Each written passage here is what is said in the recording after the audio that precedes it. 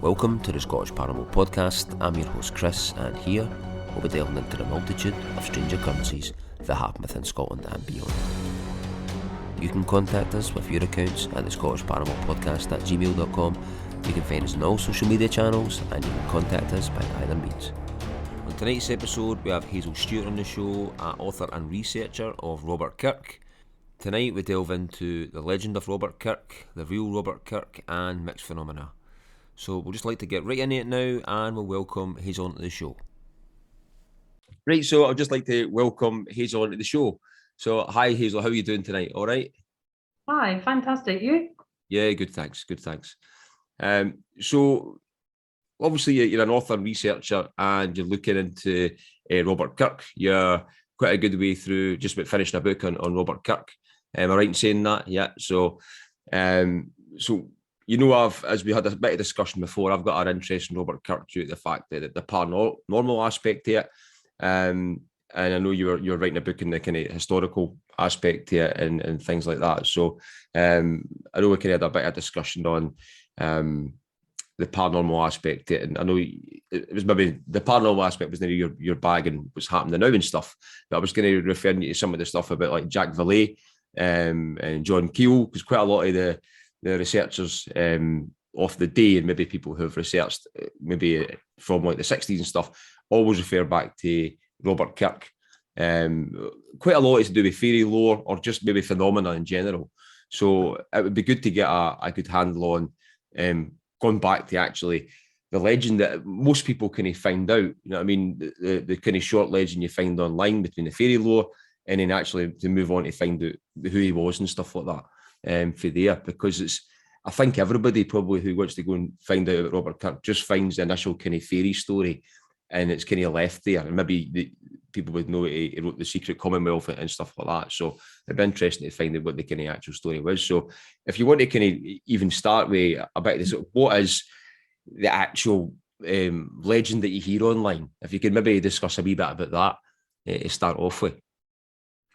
Okay, because I grew up in the village, I know the story very well, but it's primarily an oral retelling, and probably each household has a slightly different telling of it because of that background and the way it's developed. So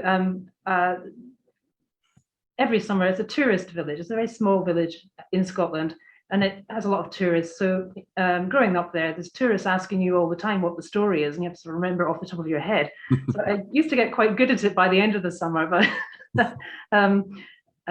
there's little bits and pieces that other people would say, oh, you forgot that bit or whatever, and you think, oh, how does that fit again? So I've sort of written down the version that I had collated, which there may be people from Aberfoyle who comment below and say, oh no, there was this bit and you forgot, which I fully expect actually, but it's just because of the way that it's developed as an oral tradition over his 350 years roughly since Robert Kirk went missing. So he was the minister of our village, and he went missing in 1692 on the 14th of May, and the legend has just gone on from there. So on the edge of the village, there's a fairy hill, or people call it the fairy hill, and it's believed to be hollow and inhabited by fairies. Is it Dunhill, the name of it? Dunhill, that's right, Dunhill. Yeah. It's quite a distinctive looking hill because it's all deciduous trees, so the sort that the leaves fall off every year. And then right on the top, there's a pine tree that stands proud of the other trees. And that pine tree, the legend sort of goes around that. So it's said that he dropped his walking stick when he was at that point on the hill, and it grew into the tree. And that's probably supposed to be at the time where he was first taken by the fairies, I suppose, or first disappeared. He's always remembered as the Reverend Kirk, the fairy minister. And although he disappeared, you can go to Aberfoyle and go in the old graveyard, which is up Mance Road towards you would pass it if you were going up to the Fairy Hill, which is quite well signposted. And if you went into that little old graveyard, and there's his old, well, an old church there, which actually wouldn't have been his old church. There would have been a predated one from before. That's a newer one, even though it's still very old. And just to the side of that is his gravestone.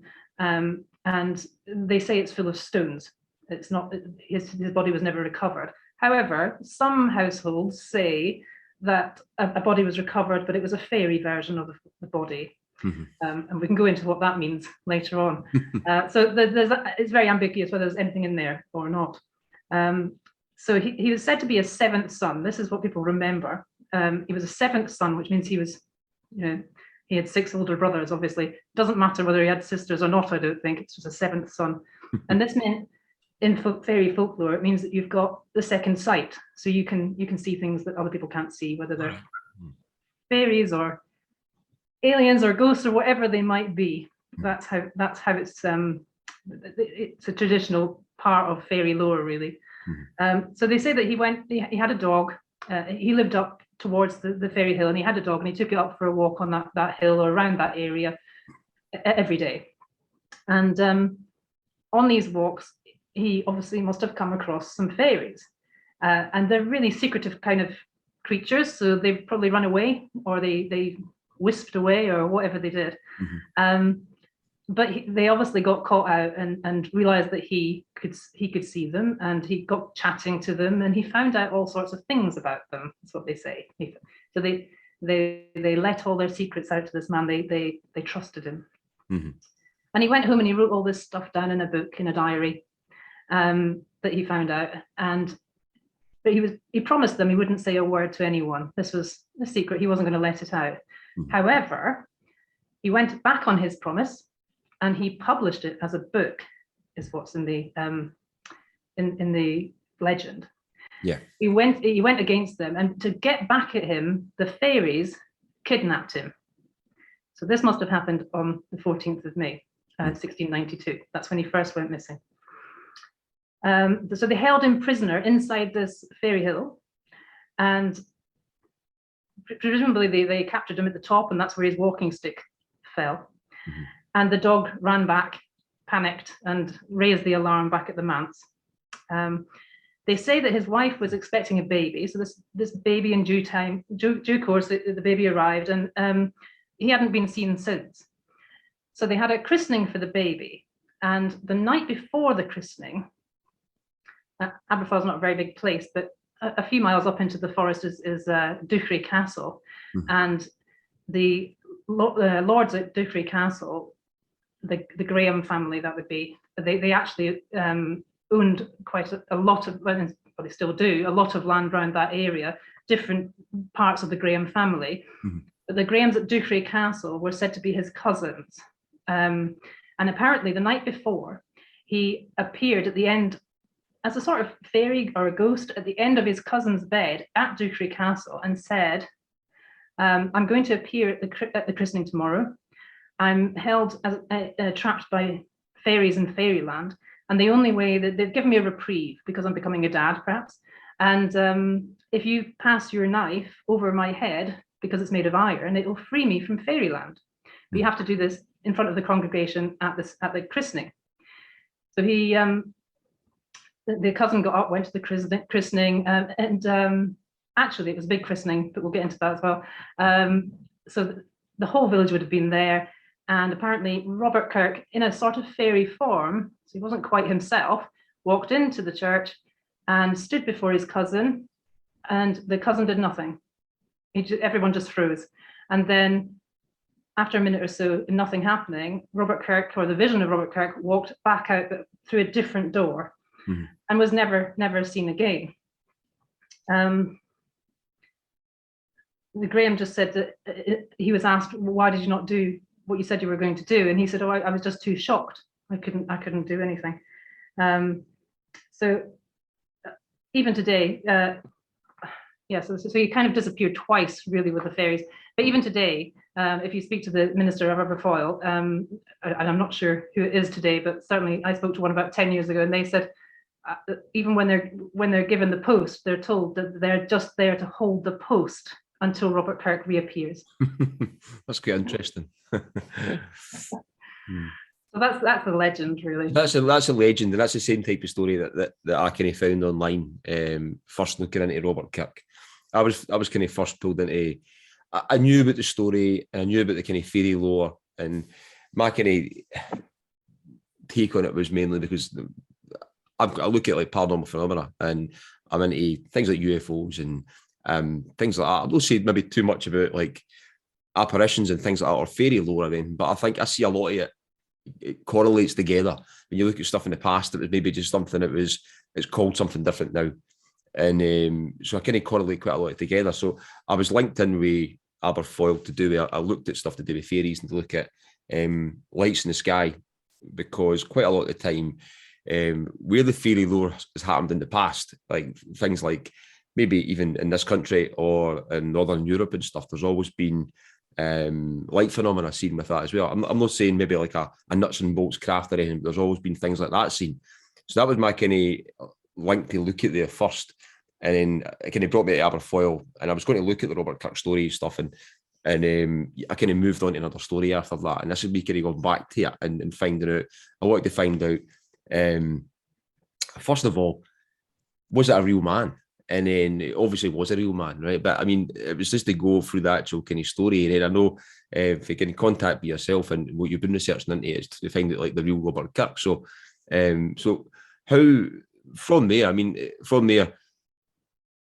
was there much parallels between the story to what the actual man was? And I think with the conversations we had a wee bit before, not going into too much, it kind of, I think it correlates to some of the people what I follow are kind of like today. So if you want to maybe talk a wee bit about Robert Kirk's actual person and how he kind of progressed for there and how he got this legendary status. He definitely did exist. Not only is this gravestone there, he is mentioned in church records, parish records, which are held, I think, by the Quakers or the Mormons in America now, but they are online. Yeah. And equally, he left behind books. You know, he was a very learned man. He translated the Psalter first of all for the church. Mm-hmm. And he translated the Bible into Gaelic. This is for the church, and then he wrote the Secret Commonwealth, which is the story or book about, it's not a story, a book about fairies, which would appear to be giving away perhaps the fairies' secrets. He also leaves behind a series of diaries which are held at Edinburgh University in the special collections, and you can go and see them. They're handwritten by him.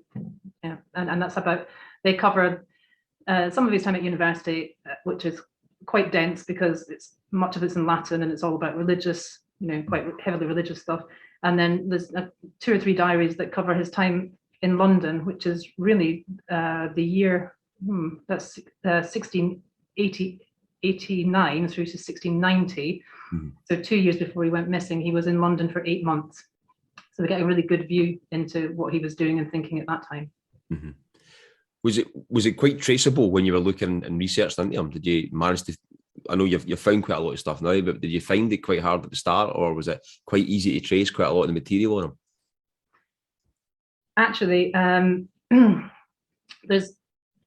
because his fairy text obviously when it's outside of it can be reproduced any by anyone because it's so old. Yeah, it's not got what's the word I'm looking for? Copyright and stuff like copyright, that. Yeah, it's outside of copyright. So it's actually been reproduced several times, usually with an academic or someone of interest writing an introduction and some little bits and pieces of their interest, like you're interested in how it might relate to UFOs and so on. And yeah. they've got their own take on it. One of them is Marina Warner, who's a big folklorist academic, actually. So it has been written about quite a lot. But reading through all of them and realizing there's inconsistencies there about what marriages he had, how many children he had, exactly who these people were that he was related to, and going through the text itself, it did give me quite a few leads into what families and what the relationships were with those families, and how where he would fit in amongst those. And also there's a piece of information that is remembered and quite often it's quite often brought up whenever this comes along. Even in people's stories orally, they remember that he was an Episcopalian minister. And that I didn't think was important until quite late on. It took me a while to really work out how important that was. But yes, I think reading around the subject, reading through his text, and then reading around what was going on at the time, you got a really good sense, because it's a time of big political upheaval, both in the church and in politics. So as you sort of feed all that information in and process where's he in all of that, you got a real sense of who he was. So from that, when he was to the stories you actually hear, the lore and the kind of legends you hear from, how did he get that kind of name? I know we kind of discussions had before, he was looking into some things to do with second sight and stuff. So how did he go transition from being a minister at the parish to actually starting to kind of look at some of these kind of things, or have an interest in that? Well, my theory anyway, he obviously had some very good connections in that he was being asked to translate things from English to Gaelic, and those connections were firmed up when he went to London. And I think because the religious upheaval that was going on in Scotland was much worse than anything that was going on in England, and he was caught right in the middle of it as a minister. So this is where the Episcopalian thing comes in. So he was an Episcopalian minister, and that means that he was it's a subset of Protestantism. And it means that they believe in having, or it's not belief, that their church governance is through archbishops and bishops. So it all comes from the king. Everything comes down that way. At the time, there was great upheaval because Presbyterians were regaining power. So they had power at some point early on in the 1600s, and had gone back to the Episcopalians. And then with the change of king and the upheaval that caused, as opposed to that it was the king's decree, but the upheaval that caused and the lack of consistent power, the Presbyterians took their chances and decided this was their moment to get the kirk back. So actually, it was much more underhand than probably the Scottish kirk would like to put their hand up and say. Much more underhand than is remembered, because of course they're the voice that's creating the story now, the dominant voice. But when you look at there's academic papers and some particularly good academic books actually that do tell you about what really went on there was that the Presbyterians were literally ousting bishops. The Bishop of Glasgow horribly ousted from the cathedral, and the gold and silver things all stolen, and even pulled out in the middle of the night, and his whole family and his servants and everything out into the street, and keys taken off him. It's not pretty. No. And so I think Robert Kirk was sort of waiting for this to happen. That had actually happened to the Bishop of Glasgow before he even went to London. So I think when he went to London, he knew that his days in Scotland were probably numbered, unless the political thing, church politics, swayed the other way again. I think when he was in London, he thought, actually, it's much safer here. And there was a lot of Scottish clergymen who had made it to London and who were having really good lives there. And I think he, according to the diaries, he did spend quite a lot of time with them and socializing. And I think they were saying to him, you'd be better off coming down here. And I think that was his intention when he went back to Scotland, was to tie things up and come back. But I think the reason he wrote the fairy book, so the Secret Commonwealth, is because he was at that time there was the Royal Society, it was the Royal Philosophical Society, but of course it's become the Royal Society now. Yeah. And it was really in its early days. It'd only been going for 30 years, but it had royal backing, it had money. It was putting roots down for science that had never been seen before. It had previously been letters that were sent around Europe. And this was the first time it was, a really long-term project, and it was a very exciting thing to be involved in. Other members at the time were Isaac Newton and Christopher Wren and Samuel Pepys, people we all hear of today. So it was a really exciting time.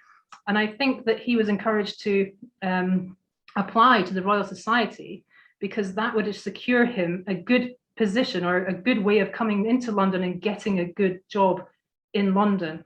That's my theory anyway. And I think what his Fairies text really was his application, like a PhD would get you somewhere, and you could call yourself an academic then. And in his case, it was to introduce himself to the Royal Society. He'd produce something that was towards their research, and then he could be accepted. And it might come down to that you could either pay or you could write something, actually, because that's what I'm seeing is a lot of people joined at that time, but I think a lot of them just paid.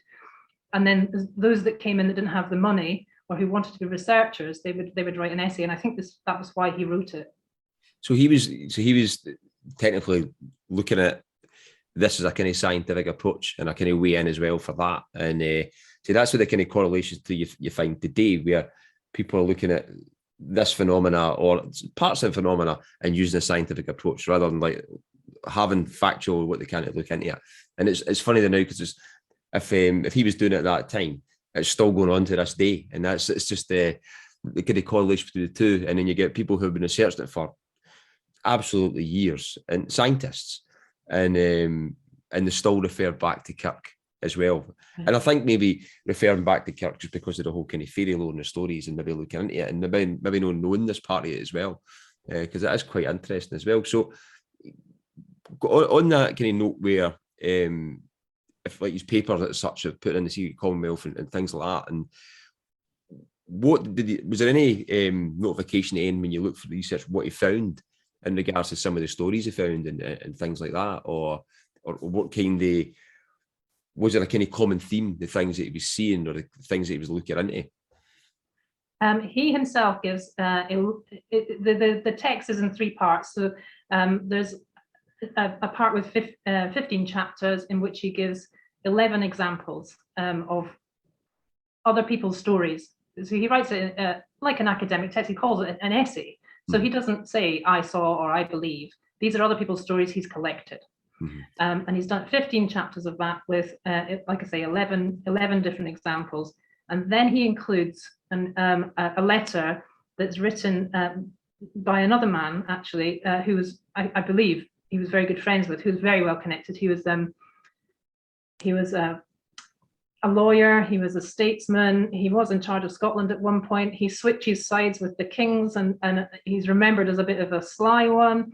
But he was, and he later became the Earl of Cromarty, but at the time he's referred to as Viscount Tarbert. His name's actually George Mackenzie, and he's about 15 years or so older than Robert Kirk. So I kind of imagine that they've got it's almost like a mentor for Robert Kirk. He's maybe the connecting thing that links him to these people, and it's quite possible that Robert Boyle, who was looking for someone to translate things into Gaelic for him, had actually asked, is there somebody who could do that? And Robert Kirk's name had come up, and that was the link and as to how he started doing work for Robert Boyle, and ended up in London. Sorry, can you go back to the question again? So, yes, the main thing, mainly about the stories that he collected, that was the thing. And was there a common theme through those kind of stories?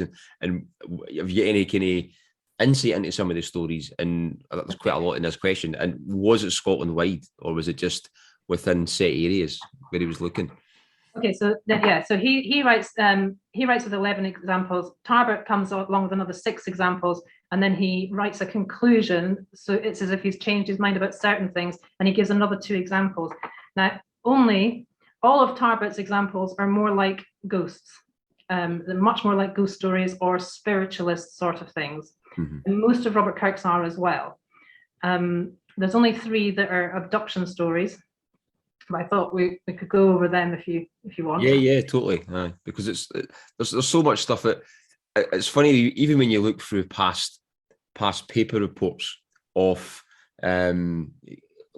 going with that now, to be a prime example, right? If I look through like an old paper reports, and you maybe find something that somebody'd maybe seen in the past, like let's say 150 years ago, and they maybe seen something, and because of the amount of data that you can actually find on the subject now, and the people inputting into the subject, you can see correlations in it. And so you could probably look at something gone back 150 years and say, oh, he's seen that. Or it might be actually something that's plausible, and it's no nothing in paranormal, but you could still relate to it and say, well, we've got data on that people have kind of fed in, they know what that is, or that's possibly this. Or if it is maybe something paranormal, then you could look at it and say, oh, he's actually experiencing this, because there's been that much data on it now. So it's interesting to see kind of what he kind of found and stuff like that. So yeah. So it'll be interesting to see what you think then. So these are the ones that are the abductions. So the first one is a seer, or somebody with a second sight, goes missing at the same place regularly and reappears nearby regularly. He reports that he comes face to face with the subterraneans, which is another word Robert Kirk uses for the fairies. Yeah. And they fight him from the first place to the second. So the implication is that he's invisible or whatever whilst he's fighting, isn't it? I think. Yeah, it's quite mad. So this man appears and disappears. I mean, also disappears and appears within one place.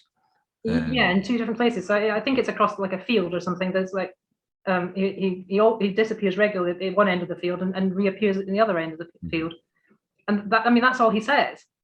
But it's the nearest thing to an abduction. You know. Totally. No, it's interesting though. I find it really interesting, even in the days that kind of they were looking into this and collecting these stories and stuff. I mean, it's like you've got so many people doing it now. You know what I mean? So what else did they kind of find? Or so the second abduction story.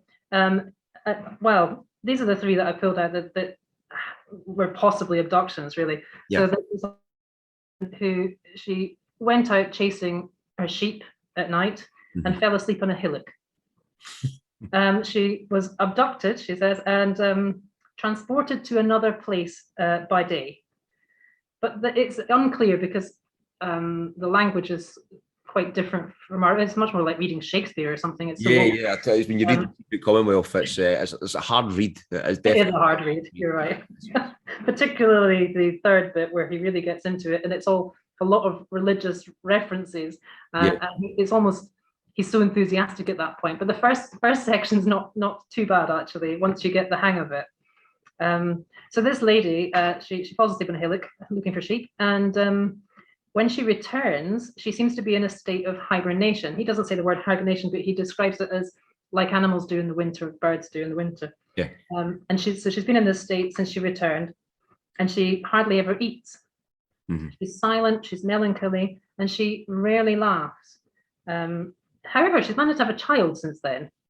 So, I mean, I don't know what you think of that. I think that's quite interesting as well, though. Not being with the abduction scenarios and stuff. So there's always lots of cases with that abduction scenarios, and then children and stuff after it, and all these kind of things. I mean, so I know you're into the paranormal aspect here, but that's some of the things that do crop up from time to time. But it's interesting. So yeah, I suppose what you mean is the sort of impregnation by artificial insemination and stuff like that. I mean, that's that. Yeah. That's so all that kind of stories. There's correlations in loads of stories like that where people go and saying they've been abducted, and then they can't prove anything, obviously. You know what I mean? But there's been cases where they've fell pregnant, then they've lost a child and stuff, and things like that, and as well. I mean, so it's just disappeared. There's loads of kind of cases with that right across the board. I mean, my own point of view on this is that a woman who goes and sleeps outside for a night, comes back and she's pretty tormented and has a child, has probably met a horrible man. Maybe, really. possibly, yeah. But yes, she could have been. or a sheep rustler. Yeah, exactly. I think there's possibly a very rational explanation for that one. Yeah, there could be. I mean, I'm one for looking for the rational explanations first. I don't always just jump to conclusions. No. Saying that, I don't know about the man who disappears one end of the field and reappears again. That seems a bit strange.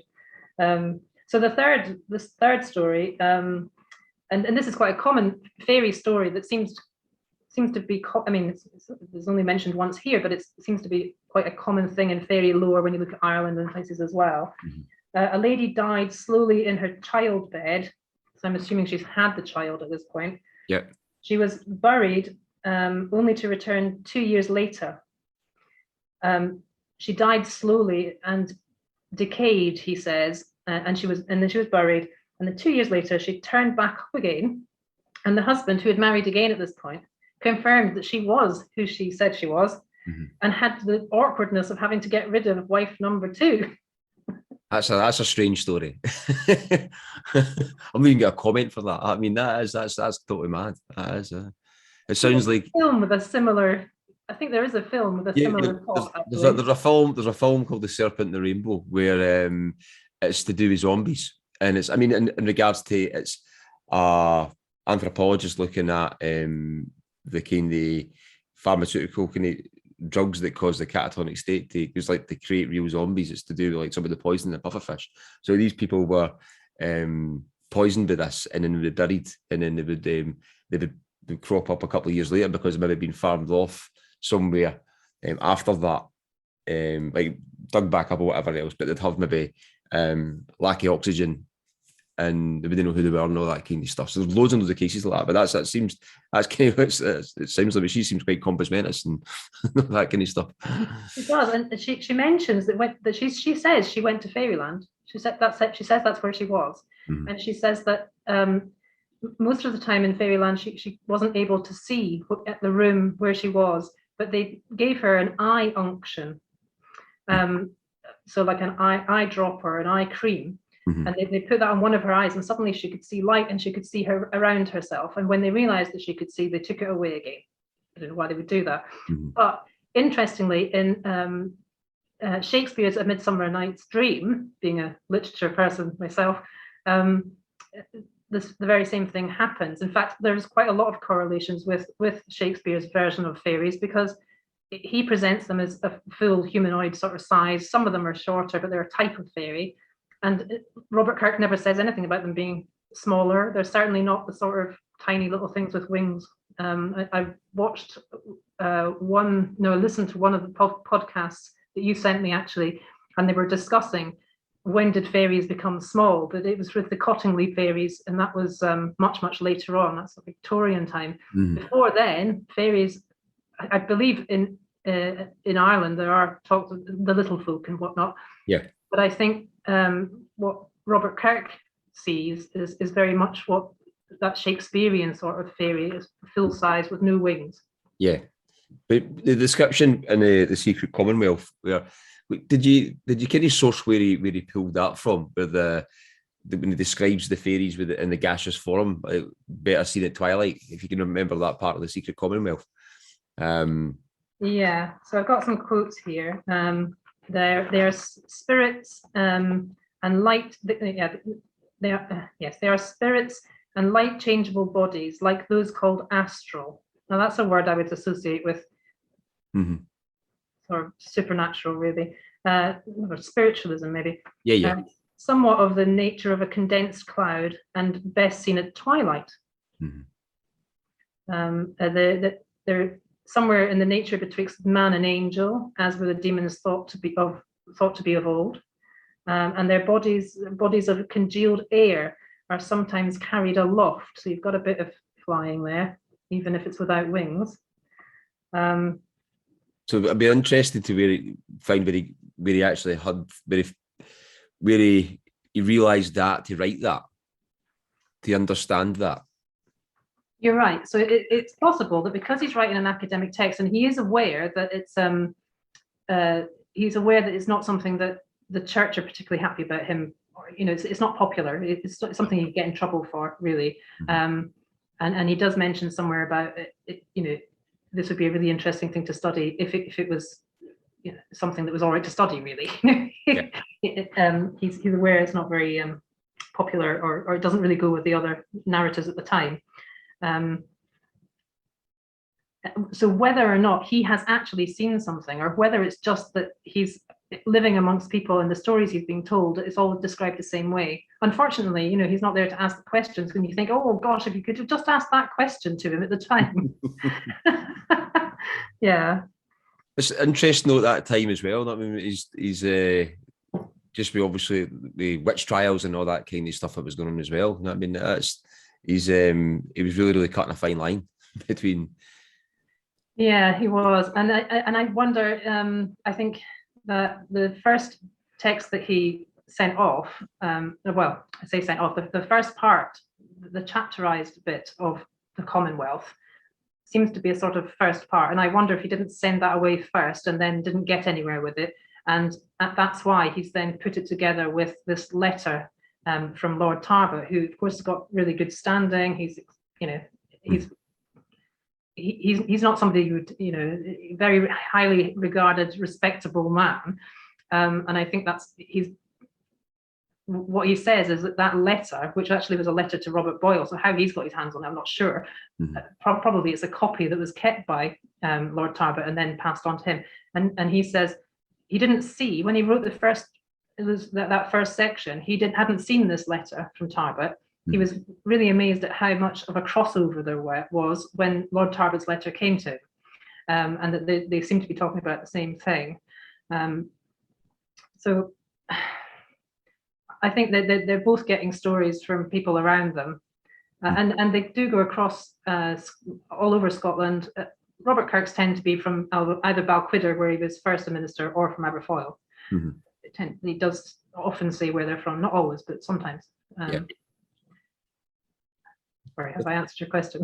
No, totally interesting though, it really is. I mean, I think I just think we're hearing the lore, and then I know obviously I kind of knew we'd be reading into it, and I kind of thought that I was going to find that it was totally different and all that. But it's quite interesting the fact that it was looking into it, and even that people found it interesting in that day and age as well. I know there was quite a lot of superstition and stuff, but even try to look at it in a scientific kind of manner, and just even record the stories and stuff. It's quite. When you said about witches, I should have said Lord Talbot, significantly before this, a good 10 years or so before, had actually been when he was in charge of the courts for Scotland, he'd become very suspicious about the amount of witches cropping up in areas. And he was like, oh, this is not right. It's like, and he realized that I think he says something along the lines of that mostly they're just, vagabonds and unfortunates or something. And they're just undesirables that people don't really want around. And that the witch hunters are actually the problem here. So he went after the witch hunters. And for a while, he really quelled witch hunts in Scotland with that strategy. So to the modern day person, he's a good guy. Mad days, totally is. But it's interesting now. You get I'm looking at it then, and even now, I don't know if you've heard the news recently. So there's a congressional hearings now just happening in America to do with UAP. I mean, that's UFOs basically. So they're in the middle of saying, well, they're real, they're there, they know what they are. They've got a lot of other information there, but I'm sure some stuff will come out in the future anyway. But it is quite interesting. There's no loads in the news about it, but you can actually go and listen to the hearings when they're taking place. So they're it's all Congress and stuff, and they're interviewing people from the DoD and stuff like that. Where do you see the crossover? Are they described similarly? I shouldn't be asking the question, sorry, but are they described similarly in that they're this sort of congealed air kind of? Well, you get a lot of cases where, apart from UFOs and stuff, right? So in that, it can be everything. It can be everything from lights in the sky to nuts and bolts craft to things like that.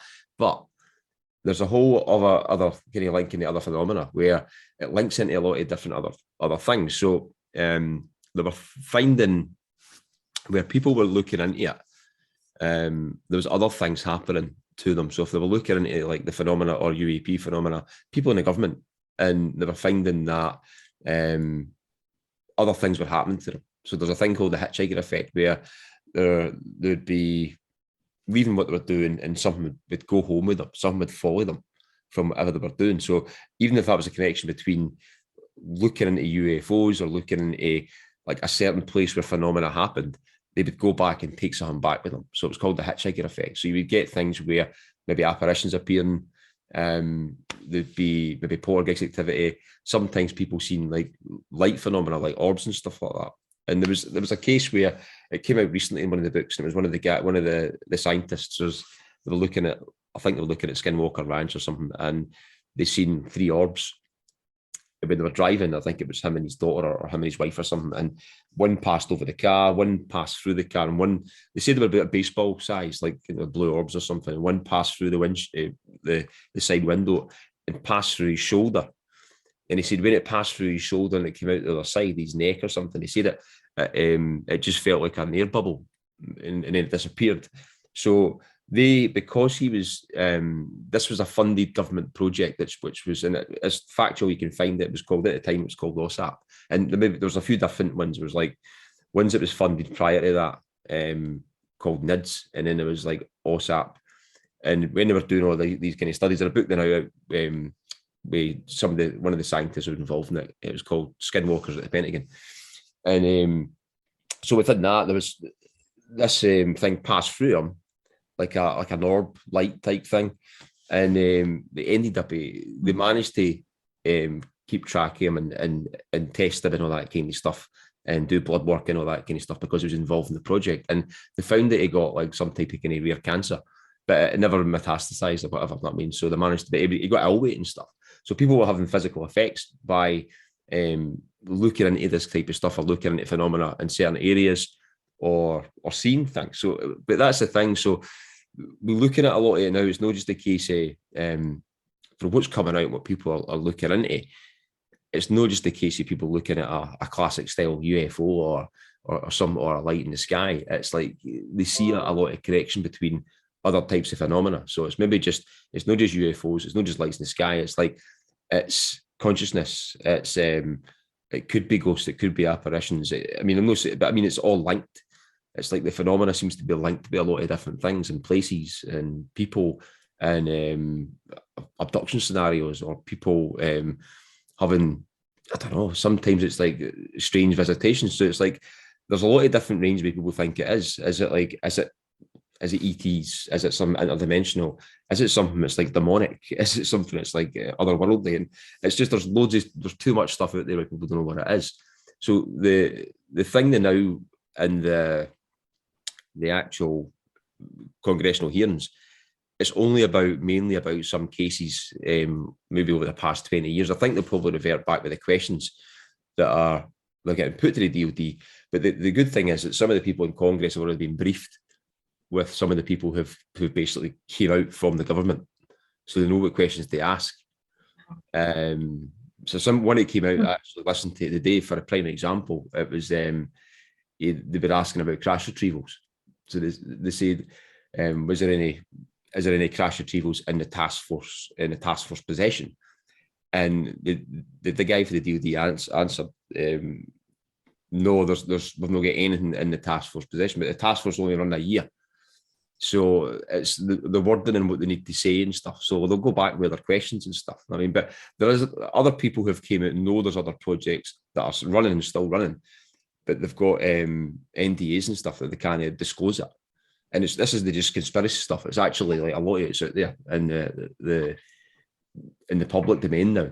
You know, some of it being unclassified. I mean, the videos that came out recently by the US Navy from the Nimitz, which were there was videos from the Nimitz carrier group in 2004 came out, when there was a couple of fighter jets chasing. It was like, they said it was like a 40-foot tic-tac and it was basically sitting watching the carrier group for days, and there was like a number of them. They said there was a lot of them dropping out of the sky, coming from basically 80,000 feet out of space, and dropping down to the water about like a few meters above the water in the space of like under a second.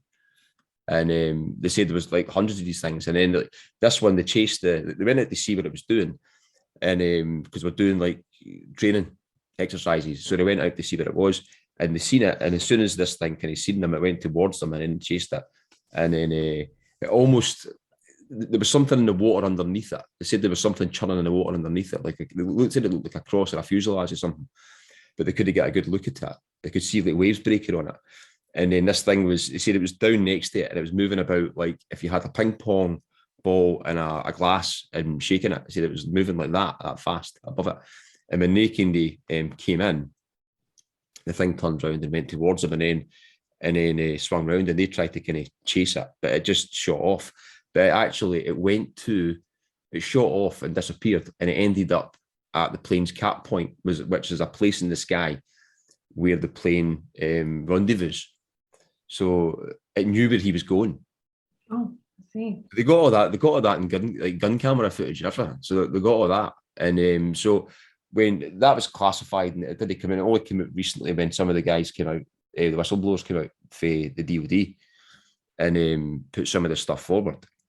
And so there's been a few other things as well. You see gun camera footage for, I think it was 2014 maybe. I'm maybe not hanging the dates, but that was off the coast. It was off the East Coast. This was of the West Coast, and it was the same kind of thing. They'd seen like multiple ones in the sky and like chasing them, stuff like that. Couldn't catch them, and they were just going through the air, rotating and stuff like that. And they've got it on footage. Two of the videos came out. One was called effectively the three. One was called the Tic Tac video. One was called Gimbal, where they were also tracked another one along, going across the sea, just above the sea. Another one was like high up in the air. I mean, so, and they've got, it's not just a case of getting it on a video. It was the thing with these videos, people see them and don't think much of them because they're maybe grainy night vision shots or they're in thermal, but it's the data, it correlates with the other sensor systems that they've got. So they've got like radar on it. They've got, they can see heat signatures on it. They can see the speed on it. So it's got all the kind of multiple signatures on it.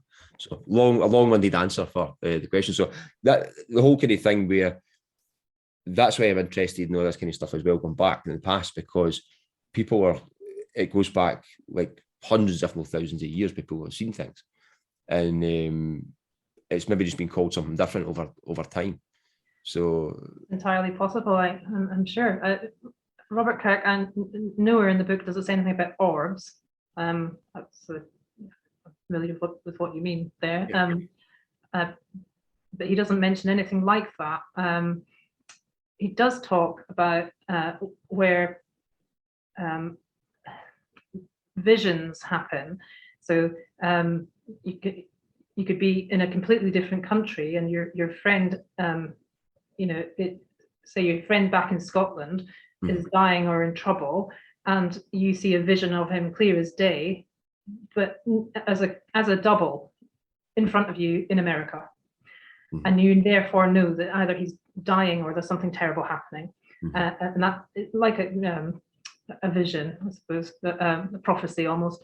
And he does mention some oracles who and seers who operate like that, like you would see in films, I suppose, where there's one oracle up in the islands, and she says she's very confused about what she can see, because she can see this army. They're in a boat, and she can't tell whether they're coming towards the island or whether they're going away from the island. And when they finally arrive, she's saying, I think we're being attacked, I'm not sure. But she's got second sight, so she can see this. And she's annoyed because she doesn't say she's annoyed, actually. It just says the reason she's confused is because they were sat backwards when they were rowing, and also they'd stolen the boat earlier from that island. So in fact, they were rowing in a boat that it looked like a friendly boat, and it looked like they were rowing away, depending how she saw it, the vision. There's quite a few things that are more like visions or more like doublings. And I remember we were mentioned, didn't we, about that concept of having particles in two places. Yeah, like the quantum physics aspect to it. That's right, and I think there's maybe something there, because there's quite a lot of this doubling or seeing a vision of something when it's far away, but it turns out to be true. There's a funny one about there's a man sitting in an inn or in a pub somewhere, and I think it's in Cullen actually, which is just up from Aberfoyle, a bit further north, and he's sitting with a random group of people in the pub, and at some point he just turns and he looks funny, and somebody says to him, what would you do that for? What you seen? And he says, oh, it's just my friend. He was threatening to throw a dish of butter in my face. And they're like, what? And he says, yeah, he lives in Ireland. And anyway, the people in the pub decided they were going to go and find out if this was true. So they wrote to the man in Ireland and asked him if he'd tried to communicate with his friend. And he wrote back and said, yes, I was going to put a dish of butter in his face. And they correlated on dates and times and everything. And the man in the pub said, yeah, he does it to me like a joke all the time. He's always doing these things. And it's like they both had second sight and they played with it. It's quite interesting. But this second sight seems to be what Robert Kirk's really interested in. Some people have got it, some people haven't got it. Some people can get it if you're with somebody who can see, if they put their foot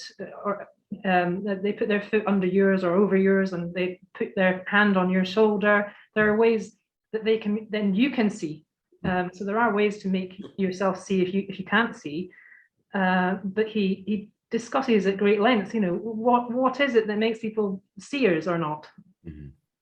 And that, does that come down to, is that something that correlates with your experience in the UFO world, do you think? Yeah, totally, yeah. Well, I mean, because it all kind of mixes in with phenomena and stuff like that. And it's, I'm actually reading a book recently, and it's about Robert Monroe, who is in the 50s. He started to astral travel, and he thought he was going crazy. And it's basically about his stories about how he developed it. But he'd done a scientific approach in it and studied it and got the data, and he'd done a lot of kind of other stuff underground, because it wasn't I see underground, but I mean, like, just no outwardly telling people and stuff. You know what I mean? So there's people that maybe were into a lot of different paranormal aspects of everything, and they were just maybe there was kind of literature in the maybe past esoteric scriptures and things like that, where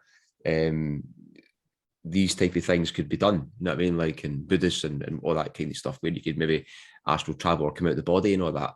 So he was kind of looking into all that aspect, and ended up he studied it that much that he could do it.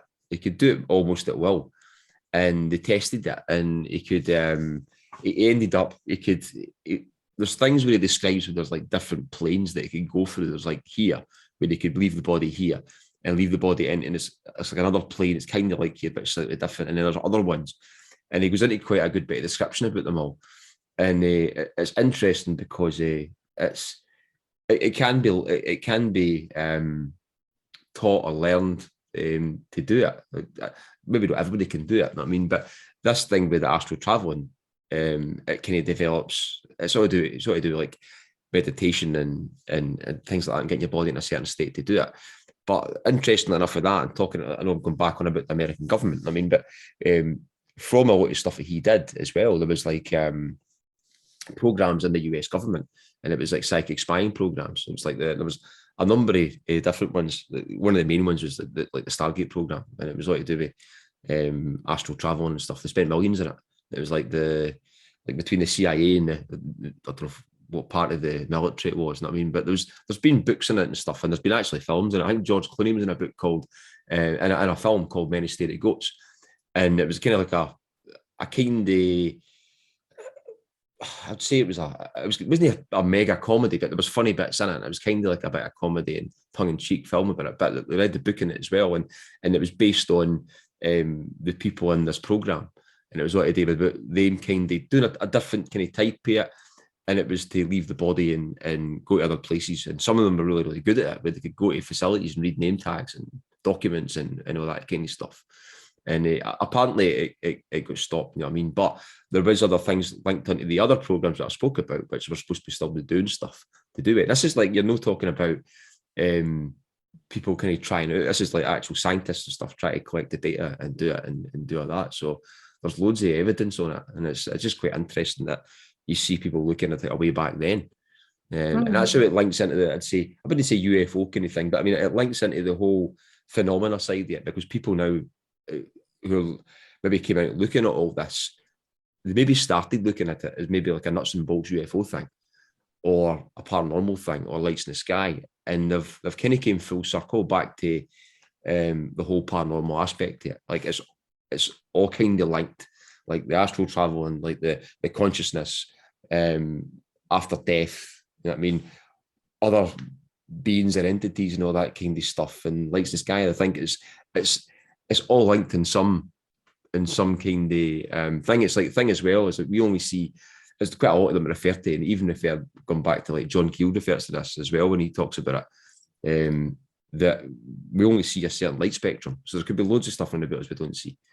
Yes, it's pretty arrogant to say that we know everything, isn't it? And definitely we're always discovering new things. So well, that's it. It's only the kind of the science of the day is only the science of the day until somebody changes it for tomorrow. I mean, it's like the world used to be flat.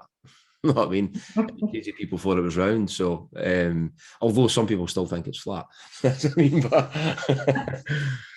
but yeah, so I mean, I do. It's like so in terms of your book. So in your book, a wee bit more about your book in regards to it. So do you cover, is it quite a lot of the historical aspect here? Do you cover a bit of this aspect here? Is it, or the whole kind of 9 yards of everything about Robert Kirk, if you want to kind of go a wee bit about that? Well, I started off on this thinking it would be a children's book and realized that the story really does not lend itself to because I normally write children's books, but it really doesn't lend itself to that unless you change the story. And I couldn't quite bring myself to do that. For two reasons. One is it doesn't have a happy ending. He goes missing, end of. And the other one is it suggests that if you put your voice out there, if you write a book, that's a bad thing because you might get stolen away, and it suggests that you should keep secrets and things, which is not a good thing to be telling children. So the whole thing does not lend itself as a children's book at all. And so I've ended up looking at it, just been drawn into it over the years. And what I'm going for actually is a novel, but I think I've collected so much stuff, and what you're telling me is that there's obviously quite a lot of references elsewhere, and I think what I'm going to do is try and put together a Life and Times of, which is, yes, I've got a fair amount there already, and probably I'll publish that first, I should think, and then go back to look at the novel, which is fairly well developed. I mean, it's got quite a bit there, and it's my theory on what actually happened to Robert Kirk. I mean, his disappearance, his abduction. I mean, it's fairly unexplained. I noticed, because you asked me to look at Valley. Is that his name? Yeah, just I mean, because as I said, Jack Valley is one of the most kind of prominent researchers through the years. He's been involved in some stuff with the US government and all that as well, French. But he refers back to one of his more recent books now. Refers back to Robert Kirk. I read it, The Passport to Magonia. Yeah, that's an older book, isn't it? But yeah, but he's got. I think he's got another book out as well. And he probably refers back to some other bits of his other books, but he refers back to Kirk, and I think it's Dimensions. I think the book is called. But okay, I'll have a look at that as well. But that's it. It refers back to the Secret Commonwealth and stuff, and that. But it's just interesting. There are certain things he says that are interest actually to me. So he says that UAPs, isn't it now? UFOs come at a time of social and political unrest or war. That's of interest to me, because Robert Kirk's time was so the political and church unrest. And actually, if you look at the history of where the werewolves came from, that is another area where there was great political unrest and religious unrest. And I think there's something in that, because if you haven't got a judge appointed by, the government, and you haven't got a clergyman who's got authority either, then actually these stories can grow up, or they can, when something happens, it's maybe brought before a magistrate instead, who's not necessarily got the same standing, and perhaps there's my instinct is there's a misunderstanding there somewhere, and somebody gets away with something by saying something. I don't know if it's true or not, but I think quite possibly the werewolf thing is, child cruelty. Something terrible happens to the child, and they say, "Oh, it was a wolf but he was a bit like a man, and he came and took our child."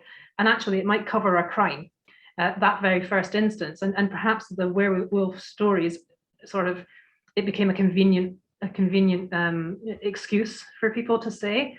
That might not be the case, of course. It could be true. And the same. You are talking to somebody that's interested in paranormal, remember? Well, yeah, me too, obviously. I think I go down the route of it's more likely to be. My absolute stance is that things that are not known, the paranormal is just what's it's not normal to us because it's something we don't know about. Yeah, totally. It is known about, like a UFO, unidentified flying object, until it lands or until we know what it is. Ultimately, lots and lots of things were unknown and therefore strange and frightening to people at times, until they were known. And I'm much more of a bent to find out, is there a human or a real reason? Not a real reason, that's the wrong thing to say. Is there a logical, in the real world, excuse or reason for this? And that's what I tend to look for. And with Robert Kirk going missing, and the thing about werewolves, I'm more inclined to think that it's a real world thing that happens, where it is missed by any authoritative body, and a story builds around it that is convenient for the people around, the people who are to blame, or the people who are in the know. They build a story around it that gets them off the hook, that other people around them believe. Or, I mean, when you look at a lot of fairy lore is about women who seem to become a fairy after having given birth or whilst nursing, and they become a waxen image of themselves, and they maybe come back at some point and re-inhabit the body, but for a time they do that. And you think, well, actually, there's a lot of women who go through childbirth and lose a lot of blood, or who will have sort of postnatal depression. There's lots of, in the real world, excuses or reasons for these things that are excused in the old days before they understood. And the same about, childbirth is one of them, nursing mothers, death, and things like comas, or, people becoming unconscious. Those sorts of things are sometimes explained, I think, through fairies. But then that seems at one end of the spectrum, and then the concept that UFOs are, they're now saying that this is a thing, these are things we could never have created. That's at the other end of the spectrum, isn't it? Because that's here's some proof. Now, how do we go back from that and find what did we miss as we were collecting science, as we were looking at these things? What did we miss? That's where I think you're coming from, the other end of that spectrum. But, totally. I come for that in the spectrum because I kind of follow it and stuff, but I don't believe everything I read or hear. I mean, I do look at it and try and rationalize stuff and try and look at a more kind of logical explanation for it. But when you've got things like this coming out now, and I wouldn't believe everything the US government say. You know what I mean? But at the same time, there is a lot of stuff that's coming out now that seems to be factual, and it's a lot of other people. The kind of mad thing with it as well. We're going through some of the programs. Quite a lot of the people who've been involved in they're finding that quite a lot of the people who've been involved in the programs are all experiencers. So they've all had some type of experience with the phenomena, other than either at the same time as looking at it, or through their kind of lifestyle, or through their kind of lifetime and stuff. So there's quite a lot of interesting stuff there as well. But I mean, it's a massive subject. I mean, there's a lot in it. I mean, you could get lost in it. I mean, but Robert Kirk's, the third part of Robert Kirk's book is quite interesting, I thought, because what he's doing there is what Jacques Vallée is doing in his 1969 book. Mm-hmm. So Jacques Vallée is trying to build an argument that this has been ongoing back through the ages, and we've just been recording it in different ways that don't necessarily make it look like it's the same thing, but it is the same thing. Mm-hmm. And what Robert Kirk does in that third section is he does the same thing. So he looks back over the ages from where he is, and a lot of them are biblical references. And he talks about, things that happen in the Bible, which are, miraculous, or somebody appears here or disappears there. And you think, well, actually, Vallée didn't go back in far enough, perhaps, or at what point is the Bible and religion related back to all of this as well? Yeah, totally. That's for finding out that God is real. That's the thing. I mean, you do get a lot of researchers looking into that as well. And I mean, there's a whole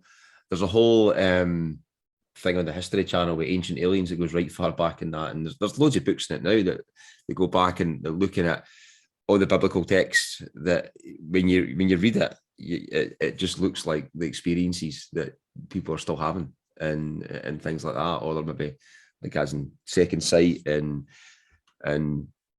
abductions and all that kind of stuff, and some type of download coming into them, so that they're understanding something a bit better, or they're relaying information that they've got for somewhere else.